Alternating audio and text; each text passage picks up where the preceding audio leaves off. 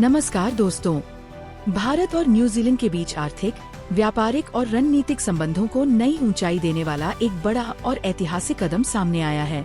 दोनों देशों ने मुक्त व्यापार समझौते यानी FTA पर आधिकारिक रूप से हस्ताक्षर कर दिए हैं, जिसे आने वाले वर्षों में द्विपक्षीय व्यापार और निवेश के लिहाज से बेहद महत्वपूर्ण माना जा रहा है। ये समझौता ऐसे समय में हुआ है जब वैश्विक स्तर पर देश अपने व्यापारिक रिश्तों को मजबूत करने और नई साझेदारियों की तलाश में हैं, ताकि आर्थिक विकास को गति दी जा सके। इस FTA के तहत कई प्रमुख वस्तुओं और सेवाओं पर आयात और निर्यात शुल्क में बड़ी राहत दी जाएगी, जिससे दोनों देशों के व्यापारियों के लिए व्यापार करना आसान और अधिक लाभकारी हो जाएगा। इसका सीधा असर ये होगा कि भारतीय उत्पाद न्यूजीलैंड के बाजार में अधिक प्रतिस्पर्धी बनेंगे और उनकी कीमतें भी कम हो सकती हैं, जिससे वहां उनकी मांग बढ़ेगी। वहीं दूसरी ओर न्यूजीलैंड के उत्पाद भी भारत में कम कीमत पर उपलब्ध हो सकेंगे, जिससे उपभोक्ताओं को अधिक विकल्प मिलेंगे और बाजार में प्रतिस्पर्धा बढ़ेगी। इस समझौते की सबसे बड़ी और खास बात है करीब 20 अरब अमेरिकी डॉलर के निवेश की प्रतिबद्धता, जो न्यूजीलैंड की ओर से भारत में किए जाने की संभावना जताई गई है। ये निवेश भारत के infrastructure, green energy, digital technology, startup ecosystem, health care और मैन्युफैक्चरिंग जैसे महत्वपूर्ण क्षेत्रों में लगाया जा सकता है।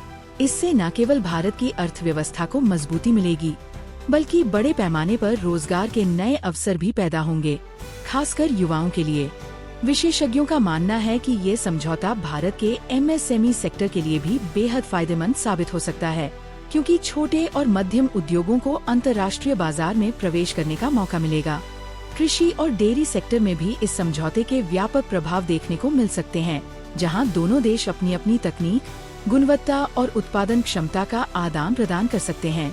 हालांकि कुछ विशेषज्ञ ये भी मानते हैं कि डेयरी जैसे संवेदनशील क्षेत्रों में संतुलन बनाए रखना जरूरी होगा, ताकि घरेलू उत्पादकों के हितों की रक्षा की जा सके।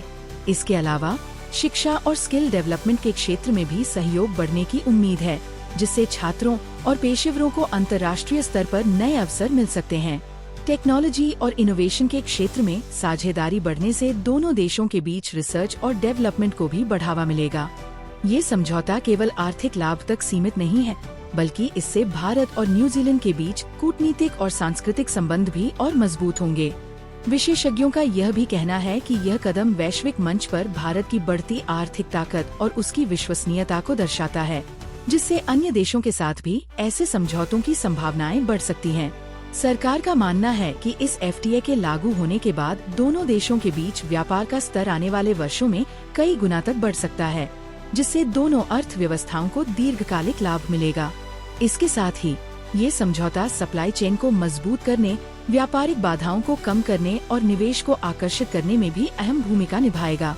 कुल मिलाकर भारत और न्यूजीलैंड के बीच हुआ ये मुक्त व्यापार समझौता न सिर्फ व्यापार और निवेश को नई दिशा देगा, बल्कि दोनों देशों के रिश्तों को और अधिक मजबूत, व्यापक और भविष्य के लिए स्थिर बनाएगा।